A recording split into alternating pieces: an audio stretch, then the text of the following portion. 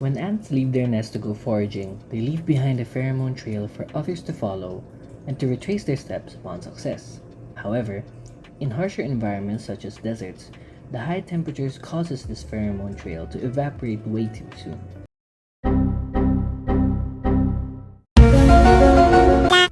Despite this, a species of desert ants such as the cataglyphis are still able to return to their nest and, interestingly, in a straight line. So how do they do this? It has been observed that these desert ants orient themselves to and from their nest using polarization navigation, a nifty technique wherein compass information is extracted from the sky's polarization pattern. This mechanism is possible due to the interaction of sunlight with the air molecules in Earth's atmosphere called Rayleigh scattering.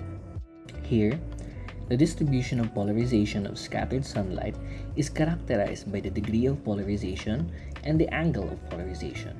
Both features move symmetrically with respect to the sun and thus give away its location. Inspired by the evolutionary navigational tactics of the desert ants, we propose the construction of a special polarizer to analyze the celestial polarization pattern as a means of extracting the celestial position of the sun.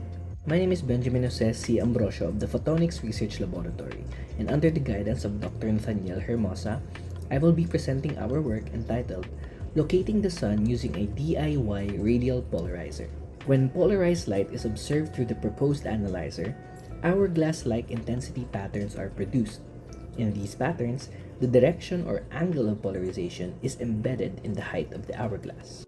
In this thesis, we introduce an image processing protocol to extract the AOP at any blue patch of the sky. With our methods, we get two angles per observation. We can then plot line segments based on the extracted angles and take the intersections as our approximation of where the sun is in the sky. In our findings, we were able to get approximations as close as 10.5 degrees away from the actual celestial position of the sun. To find out more about our key findings, we invite you to attend our thesis defense around January 10 to 12, 2024 at the National Institute of Physics.